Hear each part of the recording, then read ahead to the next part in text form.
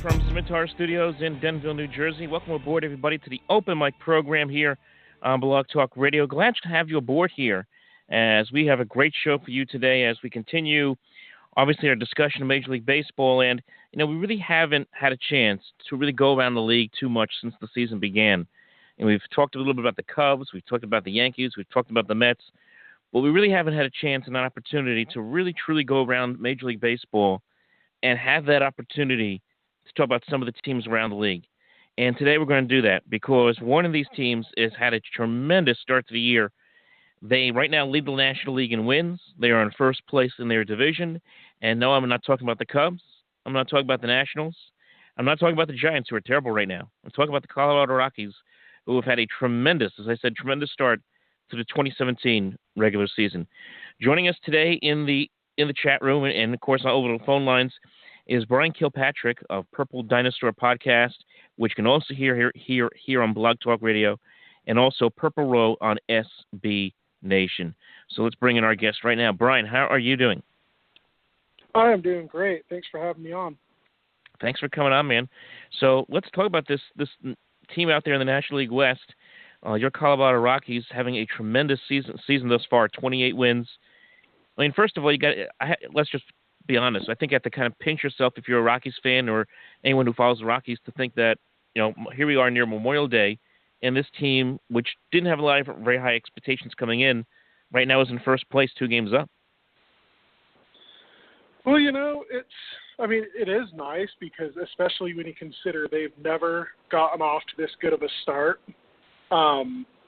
But, there were enough people prior to the season, both nationally and locally, who considered the Rockies to be kind of a dark horse, wild card team that, it maybe necessarily didn't make them actual dark horses because there's enough people who were kind of buying in. And, I predicted them before the season to win 84 games, so I thought they'd take a big step forward. But, they're on a 100-win or so pace right now, and so I definitely can't say I expected that.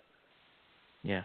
I mean, right now, the way this team is playing, you take a look, the way they're playing in all facets of the game they're succeeding in, especially in the pitching department. And I think this is where Bud Black is going to come in because they have 2 young pitchers there in Freeland and Senta Zella, 2 young guys there who have had tremendous starts to their careers as they right now are at 5-2 and 6-1 respectively. And the bullpen has just been absolutely outstanding, especially with Greg Holland closing games. But before we talk about the individual performances, I think coming into the year with Bud Black, coming from San Diego, I remember a lot of people were saying, well, it's going to be a challenge trying to get these pitchers to pitch effectively in Coors Field, but he's done that so far. I mean, he's gotten these guys to pitch well, and he's gotten a lot out of this bullpen as they have had it so far this season. He inherited some talent for sure. Yeah. They had Adam Ottavino, they had Jake McGee, these guys already, and then Chris Russin, who's been really good in the long relief role. He also inherited some good circumstances as far as McGee being healthy this year after he was hurt for most of last year. But, one of the big themes I see from Bud Black, and I mentioned it at the start of the season, how I thought it could be a big difference as opposed to how Walt Weiss kind of managed the bullpen is, Bud Black hasn't been afraid to use his worst relievers to just kind of eat it in games that are blowouts, whether it's the Rockies being up 10 runs or down 10 runs. Like, he uses his worst relievers in the spots that he should so that he can save guys who have had injury issues and are starting to age a little bit, but who ultimately are still effective, like McGee and Holland and Mike Dunn and stuff, and be able to use those guys effectively late in games.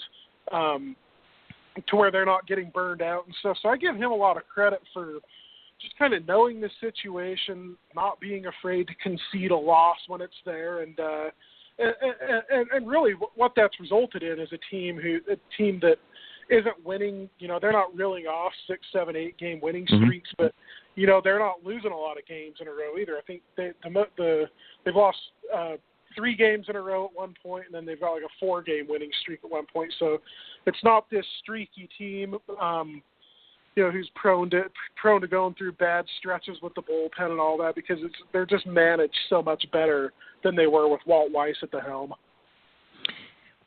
I think you just touched on it just a moment ago, but I want to ask you this. When you think about what Walt Weiss did with the Colorado Rockies the last couple of years, when you look at the mentality that he brought into the clubhouse, and you look at the mentality now in the clubhouse, obviously with the impact of Bud Black, what do you think is really the biggest difference in your mind from watching this team so far? Well, I think a real big difference is they've got a different pitching mindset now, and this has been in the works for a long time, even dating back to when Dan O'Dowd was the GM and brought aboard Mark Wiley to oversee the whole organizational pitching plan and put something new into place, and we're seeing the benefits from that now. But having an actual guy who thinks like a pitcher, was a pitcher for such a long time, being in charge of all the decisions on the field is just, it's different. And then, some of the guys they brought in the offseason too, some factors that aren't necessarily quantifiable but have improved upon. Ian Desmond is a great clubhouse leader.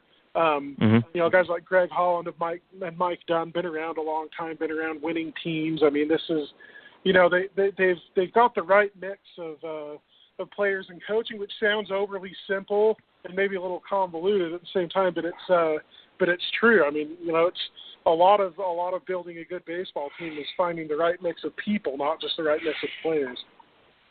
Yeah, and you mentioned before about a lot of these guys having been here before, and I don't think they really got a lot of national attention over the last couple of years. But you look at this bullpen. You bring up Chris Russin. You look at Adam Ottavino, Jack McGee. These are guys who have been here and have had some success with the Rockies over the last few years.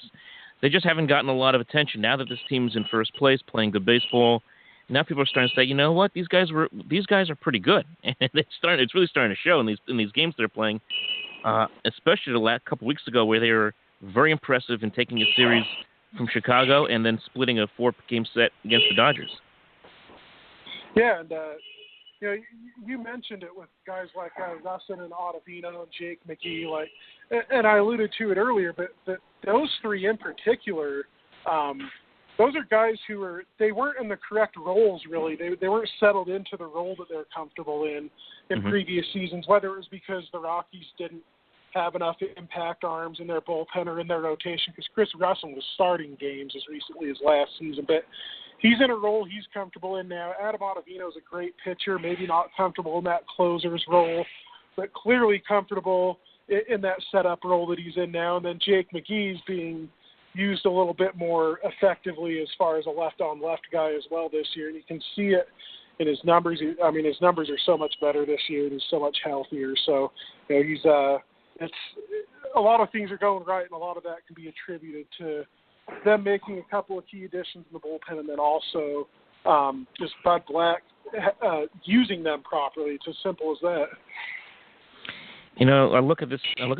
Excuse me. Look at the starting rotation, and the Rockies. It's been a long time since they've had a 1-2. You want to go back to when they went to the World Series, where they had Aaron Cook and Osvaldo Jimenez when he was in the prime of his career. That was a pretty good 1-2 punch that year. But they got two young guys here, in Kyle Freeland and Antonio Senzatella, who are really, really making a nice statement here. They're both right now on their way to possibly all-star appearances this year.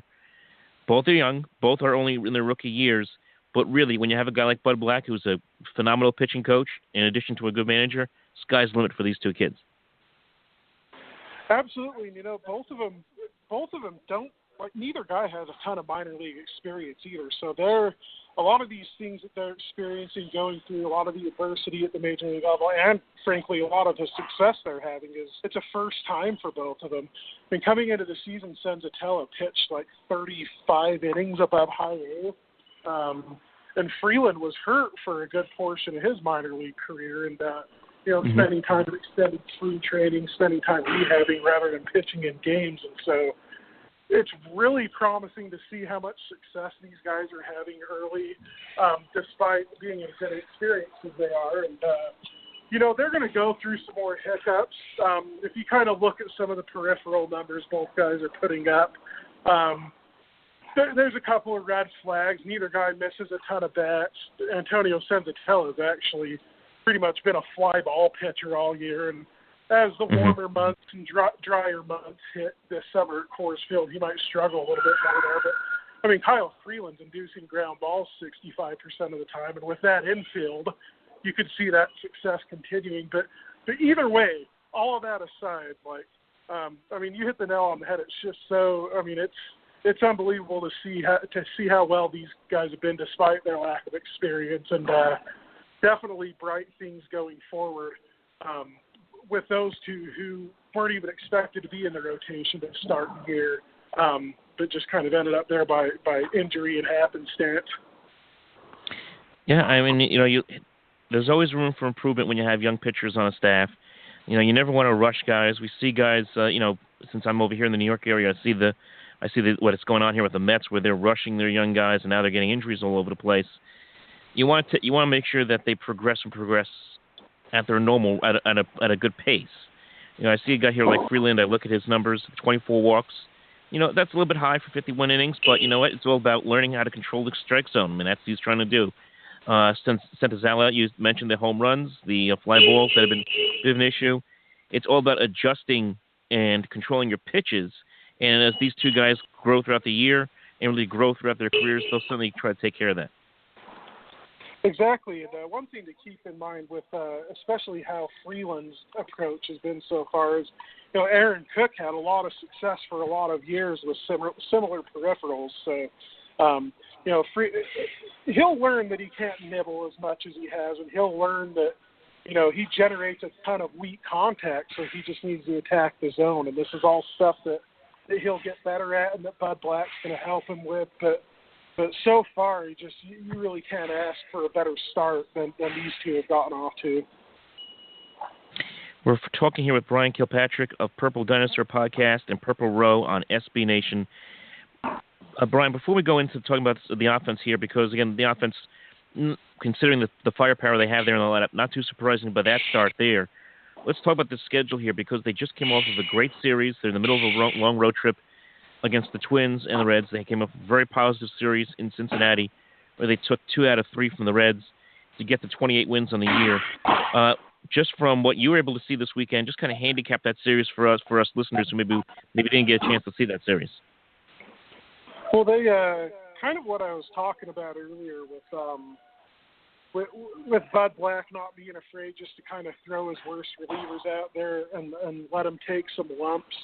That happened in Game 1 of that series, with the Rockies ended up winning 12-8, but they, that bullpen gave up a lot of runs when the game was out of hand. So that looked a little bit worse than it was. But Saturday, the Rockies did a thing they hadn't really done all year and blew a 5-run lead. Again, with just mostly shoddy bullpen work. And even Mike Nunn, who's been really good, struggled in that game. And that stuff's going to happen. But yesterday, they did a great job of really being able to bear down, not let the Reds score a bunch of runs late, and ended up using their best relievers late in the game who shut the door, like you can see, and Adam Ottavino and Greg Holland have been great. But the offense is still trying to find its footing.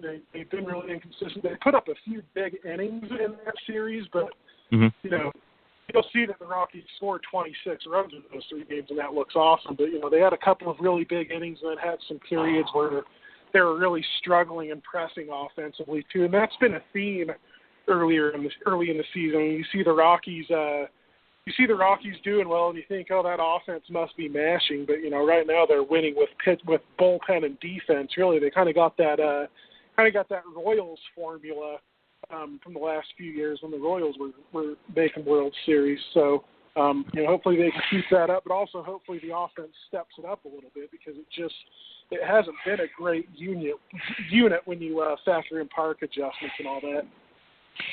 You make some great points there, Bryan, because the Royals comparison especially, Major League Baseball, a lot of people don't talk about this, but when you take a look at what's going on, and I'll just pull the NBA out for an example, where you have 2 teams dominating forever.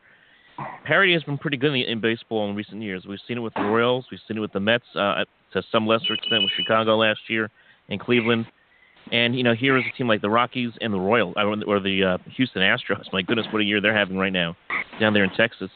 I mean, it's great to see these kind of teams have their talent come up through their system and just play very, very well.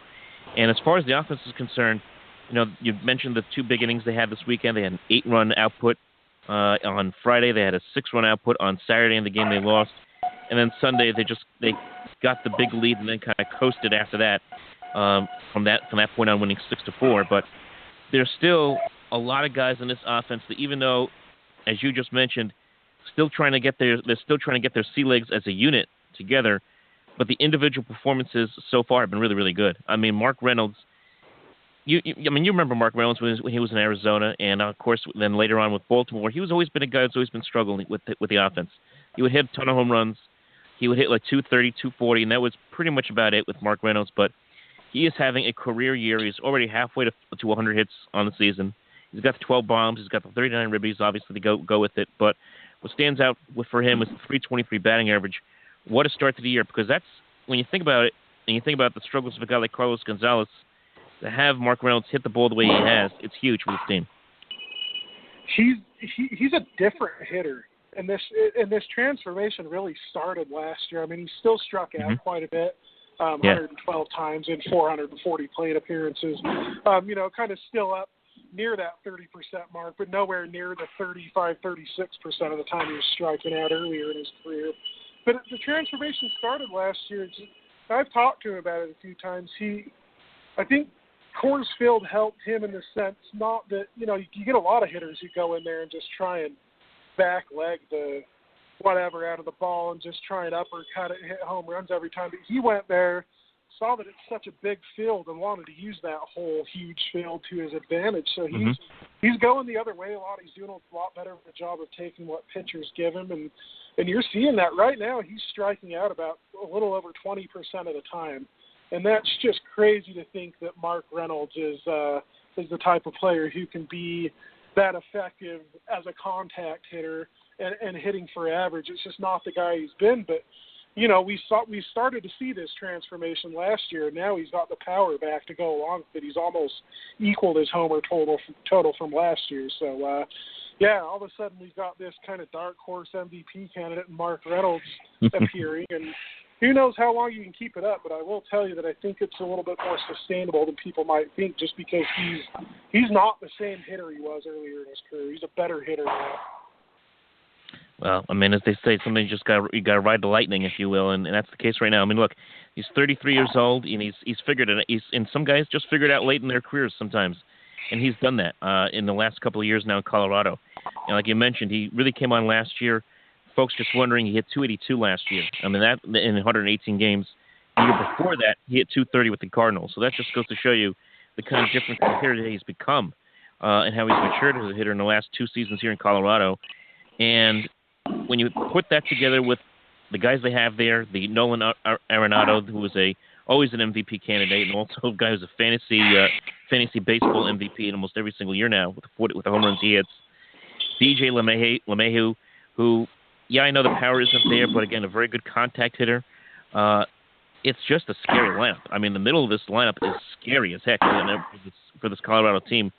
And you put them up against some of these other teams out there in the National League, like Washington, like Chicago, some of these great lineups that are out there in the National League. Well, we still got a long way to go. I mean, this is a lineup that could hold water right now, anyway. Yeah, and the good thing for the Rockies too is Carlos Gonzalez got off to an awful start, and he's picked it up quite a bit in his last 10 games. He's hitting something like 350 in that time. Trevor Story will be back during this series in Philadelphia. He got off to an awful start, but, I think he probably corrected some things while he was on the DL for a short time. Looks really good in his rehab stint. So, they've got, and then Ian Desmond, let's not forget about him, biggest contract the Rockies have ever handed out to a free agent position player. And he's really struggling right now, too. He's walking in like 2% of his plate appearances and striking out a bunch and just, hitting a lot of weak grounders. But, over the last calendar year, Desmond's been a league average bat, so you got to think that he's going to settle back into that. For as good as, for as well as Arenado's doing and Mark Reynolds and Charlie Blackmon, you've got guys like LeMahieu, Cargo, Story, Desmond, who are going to settle back in and be the hitters that we've seen them be during their major league careers. And, that bodes really well for the Rockies, especially because we might see a little bit of regression from pitchers. But if your offense is going to pick it up and you can hold steady in the bullpen, then I think this hot start the Rockies are off to is probably probably not a fluke. I don't think it's a fluke either. I mean, I think they're for real. I really do. And we'll talk about the Dodgers in a second, and who's probably the closest competition right now as far as first place. No, Arizona's up there too. But I just look at a couple other names I just want to throw out there for you. Alexi Amarista has come up recently. He's starting to hit the ball very, very well. He had a 4-hit day the other day, 3-hit day the other day against Cincinnati. He's hit the ball a ton. He's hitting 340. Infielder. Good-looking hitter. What kind of promise does this guy bring to this team? I know he's a very, very young guy too. Well, Amarista's a holdover from San Diego from Bud Black's time there, and I know Bud Black really likes his presence on the team. He likes his glove at multiple positions. He's a versatile guy. He's never really hit during his time in the majors, but he's hitting really well this year. And I think he's another guy who's benefited from hitting at Coors Field in a different way like Mark Reynolds. It's just you get there, you see how big the field is, you change your approach a little bit for the better, and all of a sudden Amarista's doing a little bit better of a job of going with what the pitchers give him. He's putting the barrel on the ball more often. He's not going to keep hitting like this, but, kind of like some of the other guys I mentioned, if he even settles into a league average bat and he does that while playing, while playing good utility defense, I mean that's a valuable player and a guy the Rockies are going to need. So Amarista's he's been awesome, and I hope he can keep it up. Another guy that's probably on, you mentioned Trevor Story on his way back this week for the disabled list, but one guy that's been in the lineup who's really struggled this year in some respects has been Carlos Gonzalez. The power not there, the RBIs not too much in the way of RBIs so far this season, but I will say this, from looking at what he's been able to do over the last few weeks, he's really turned it on. Here's a guy who was hitting 188 back on May 9th. Now he's up to 221. He's had a hit in every game except for one game. That was on May 18th against Minnesota. He's starting to catch some fire here, and if he can get going for this Rockies team and get back to being the cargo that we know he can be, that just adds another element to this lineup. And then when you add Trevor Story back in, now this lineup's like 6-7 deep now, and as far as power and run production is concerned. Well, and keep this in mind with Cargo. Just 2 years ago, he kind of did a similar thing. Through the first 2 months of the season, he hit 219 with 4 homers, and people are kind of wondering, what's wrong with Cargo? Have all the injuries finally taken their toll, et cetera, et cetera.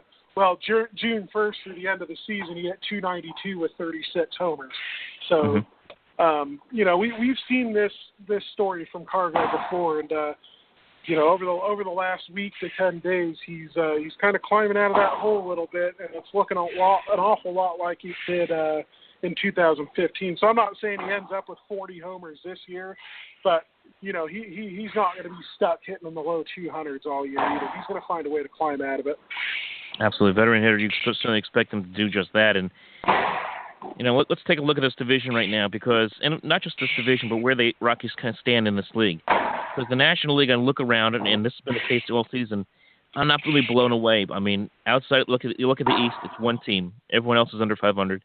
The Central, Milwaukee's is kind of peaked a little bit quicker than I think a lot of people expected this year. Kind of like, in some respects, Colorado. They have the 25 wins this year. The Cubs have been somewhat disappointing right now, 2 games over. And then you look at West, it's getting very interesting. I mean, you got these 3 teams right now. The Giants are pretty much, I don't want to say they're out of it on May 22nd, but when you lose your best pitcher and you're 9 games back, you're pretty much out of it for as far as the Giants are concerned, especially with the lack of offense they have. But the Dodgers, the Diamondbacks, the Rockies, it's going to be a fun race here as we head into Memorial Day and really going into the summer with these 3 teams. And I think the Rockies can make some noise. I think they can hang tough with the Dodgers. And every time they're going to play LA, it's always going to be a big impact series on this division. Yeah, and I don't know that the Diamondbacks are going to have the firepower, especially on the pitching side, to be able to stay in it. But the Dodgers are still the class of this division. They sit a couple games behind the Rockies now, and the Rockies have gotten the best of them so far early this season. I think they're 1 or 2 games above 500 against the Dodgers so far in the early part of the season. But the thing that's scary about the Dodgers is they're 26-19. They've also dealt with a slew of injuries, but then they have such impressive depth, particularly in the rotation. They're like 8 guys deep, and they have the resources to, take on a couple of bad contracts in June, July if they need to, and get relief pitching help and get more starting pitching help and get bench depth. That's the thing. Like they're good at the major league level already. They've got a good farm system, so they've got assets to deal, and then they've got all the room in the world to take on money if they need to. So, the Dodgers are going to be a force from now through the rest of the season. But, I think the Rockies can hang with them, and I think you're right. Every matchup between those teams from here on out is going to hold a significant amount of importance. And if the Rockies can keep treading water against the Dodgers like they've been able to do so far, then they can continue to hold ground and even make some up if it comes down to it. Yeah, right now, head-to-head, just to go back on that stat, the Rockies right now 5-4 against the Dodgers head-to-head. Look, L.A., you're right. They're the class of this division. They're expected to win the division. And I think if you ask every expert out there on ESPN or MLB Network, and they say, okay, who's going to win this division right now, everyone's going to say the Dodgers because that's just kind of the knee-jerk reaction. Okay, it's got to be the Dodgers. But I just think the Rockies, with the way this National League is set up, with the way everything's playing out right now so far, 2 months in, Rockies are going to be a part of this. They got to 20-17 for a reason. They're winning games impressively on the road right now, 50-7 for a reason. So it's not just all about Coors Field, which is what I think a lot of people kind of go back on. This is a team that can pitch, as we've discussed here in this segment, and as we know that they can certainly hit the baseball with authority, and they're still on the way to getting a little more cohesive in that department. But I think they're going to be a big part of this. And let's just say, Brian, let's just say the Dodgers, somehow find a way to get back into first place, which could happen. There's always the wild card, and the way the National League's set up, like I talked about before, it's so mediocre all around the National League. Rockies have a chance even to get into one of the wild card slots and find a way to get into the postseason. Absolutely, and you even look at the Rockies last year before Trevor Story went down. They were playing 500 ball into the early part of August. They struggled down the stretch with Story getting injured, and then that bullpen really just wearing down. But they got better starting pitching depth this year. They got a better bullpen this year. And so even if the Rockies played that type of 500 ball they played for most of last season, from here on out, you're still talking about an 86, 87 win team, and that's good enough to get a wild card spot. And what you said is a pretty mediocre NL this year. Yeah. Before we go, Brian, again, I want to really thank you for coming on. This has been a great segment.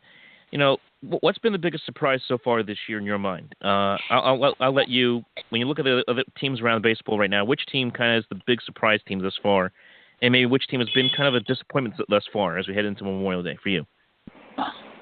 To me, the Brewers have been a big surprise. Kind of like you said, they really, starting last year, maybe a little bit year before, started to do a lot to drastically improve what was a pretty awful and barren farm system. They've strengthened that quite a bit the last year or so, and they're definitely ahead of the curve.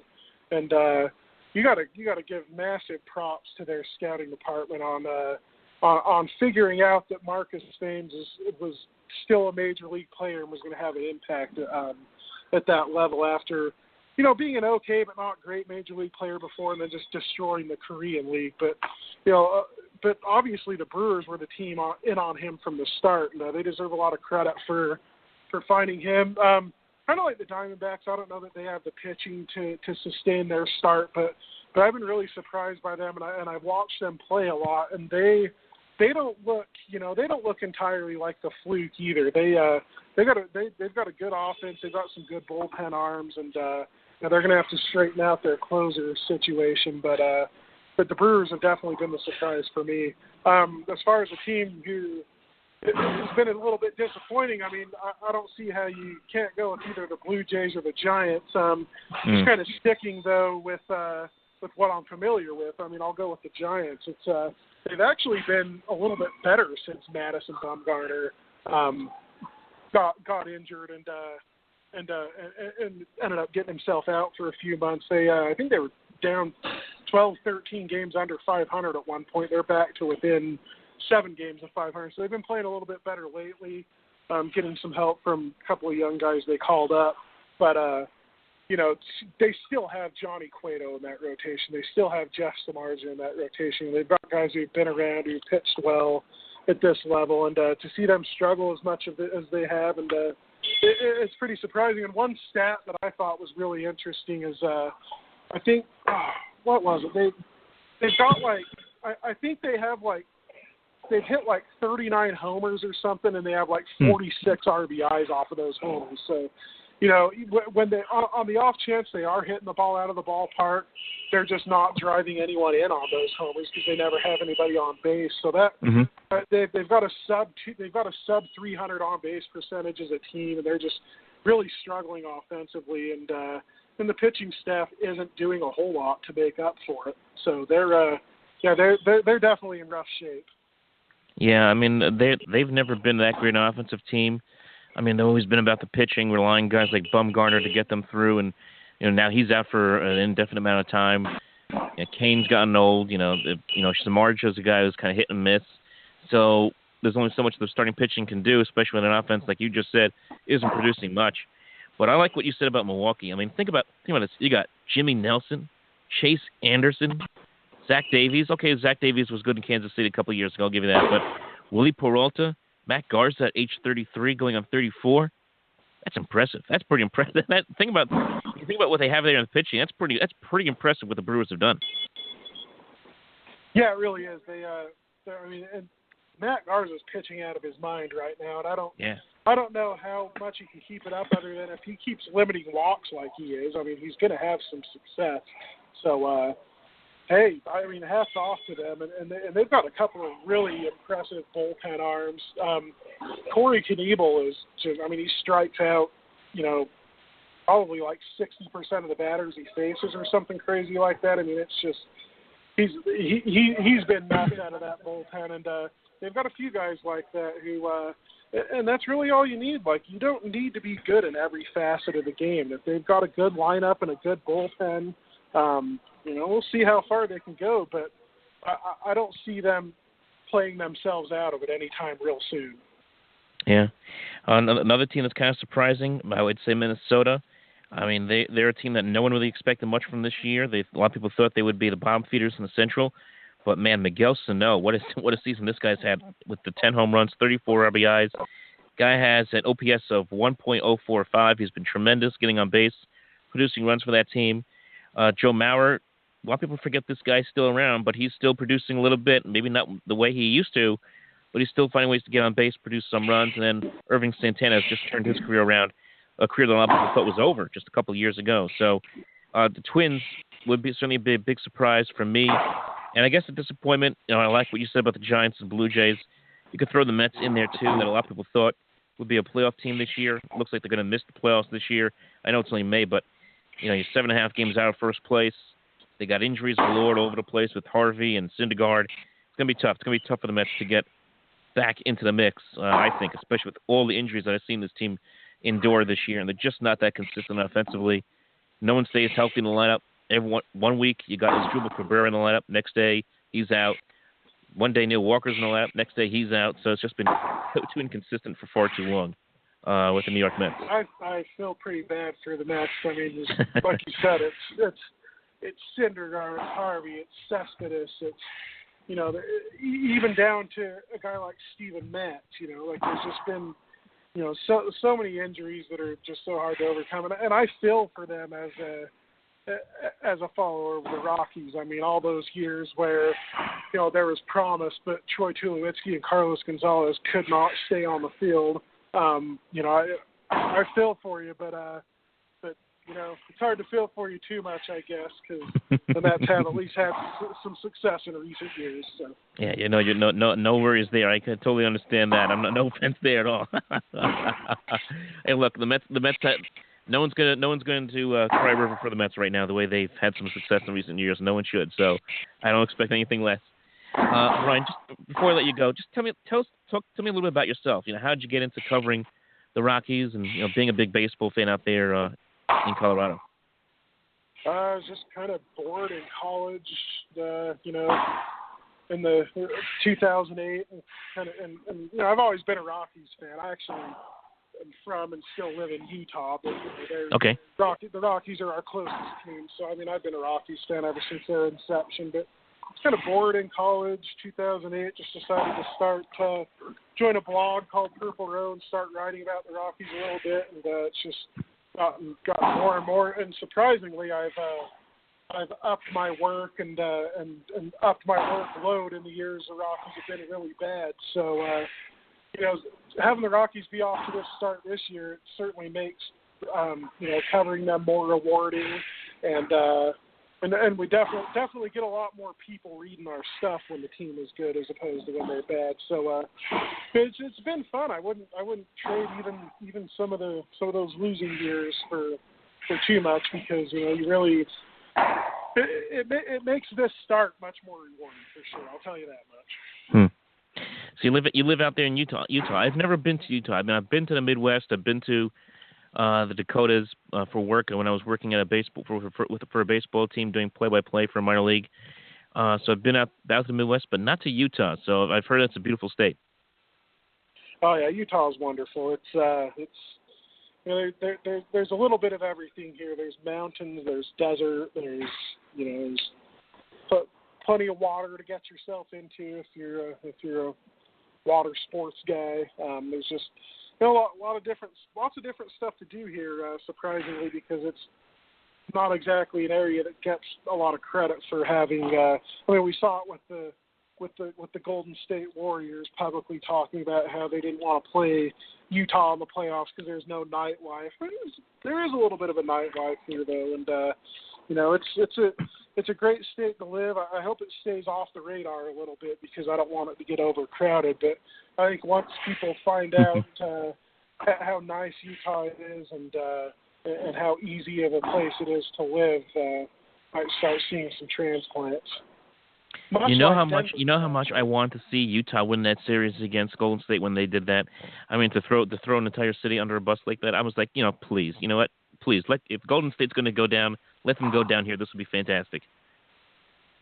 Yeah, I knew the Jazz had no chance, and kind of unfortunately, the Warriors seem like a team. Not to go on too much of an NBA rant here, but they seem like a team that going full villain fits them. I think it makes them a better team. So, actually, once I saw that happen, I knew the Jazz had no chance. I knew the Warriors were in the right frame of mind they need to be in. Yeah, I mean, the Warriors are a great team. I mean, they're right now still undefeated in the playoffs. I mean, they're probably going to go they're going to go to the finals. There's no question there. And we're going to be stuck with Cleveland and Golden State for the third straight year. You know what? I mean, I don't know. I just can't. I'm a little bit tired of it myself. I just like to see someone else get in. I would love to see Boston pull out the upset here against Cleveland just to shake things up just a little bit, even though I don't think Boston has a chance against the Cavaliers, but we'll see. For sure. That's why we're lucky to be baseball fans, because we get a different World Series every year, it seems like. And, much more parity. It's a game that's a little bit more cyclical. There's a lot more different ways to win. And I'm thankful to be more of a baseball fan and not have to agonize too much over the postseason matchups and dominance of one certain team. Yeah. All right, Bryan, I want to thank you so much for coming on, man. Really enjoyed the podcast. Love to have you come back on at some point soon and, talk more Rockies baseball at that point. Yeah, it's been great. Thank you for having me on. All right, Bryan, take care. Folks, that was Bryan Kilpatrick of the Purple Dinosaur Podcast and Purple Row on SB Nation. Great discussion there with Bryan as he lives out there in Utah. He covers the Colorado Rockies, who have been off to a phenomenal start to the 2017 season. And you know what? Maybe they won't win the division at the end of the year, but right now they're in great position to be a part of this conversation for a while now. When you win these amount of games, as the Rockies have 28 wins, 11 games over 500, and they have the most wins in the National League right now, 2 games up in their division. they keep this up, it's going to be harder and harder not to think that they can be a part of this playoff picture when we get to that point. And I don't see anybody else in the National League, certainly in the East. Right now, Central's kind of a gobbled mess with all 5 of those teams right now. There's a good chance, with the way things are going, you could get 3 teams, maybe at least 2 teams out of the West going into the postseason this year. It's very, very possible. So we'll see how it works out when we get to that point. But as we head into Memorial Day next week, it's looking more and more likely. It's looking really good for the Colorado Rockies as we hit the quarter point of the 2017 Major League Baseball season. A couple of announcements here, folks, for you. I mentioned this last week during my show that I put up on YouTube immediately because we had some technical glitches on the Blog Talk Radio. But at some point in the next few weeks, we're going to be making a move to YouTube on a permanent basis. I've really enjoyed the outreach. I've enjoyed the reactions that I've gotten out of there. And while Blog Talk Radio has been great, and a great starting point, probably get a bigger audience maybe on YouTube. So that's probably where we're going to be starting to move the show within the next few weeks. So I want to mention that as well. And come June the 8th, I do want to announce this now because it is now official. I wasn't going to announce anything when I got news of this last week. I posted on Facebook that I had an announcement coming up. I didn't want to say anything until it was official, but now it's going to be official. So I'll talk about it. Let me just bring up the email here.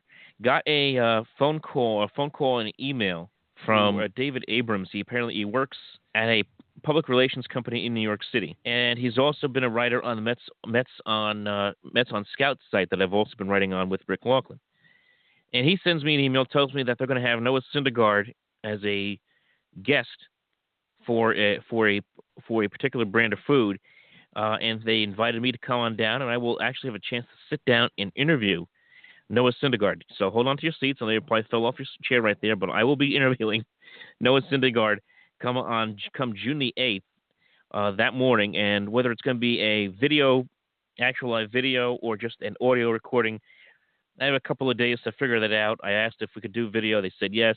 They didn't have a problem with either audio or video, but we'll figure that out in the next couple of days. But I will be interviewing again Noah Syndergaard on June the 8th in New York City. Looking forward to that. That's gonna be a blast. No doubt about that. So that's what we got coming up here on the Open Mic program, folks. Again, follow us. We got the social media pages at Open Mic NJ on Twitter, Facebook.com/Open Mic program, and on the Sports Talk Nation on YouTube. Folks, been a pleasure. Again, I want to thank our special guest, that is Bryan Kilpatrick, out there in Utah, as he writes for, again, the Purple Row on SB Nation. And again, really want to thank him for coming on and talking to us about the best team in the National League, and that is the Colorado Rockies. Folks, take care. Enjoy your rest of your week. We'll talk to you on Friday right here on the Open Mic program.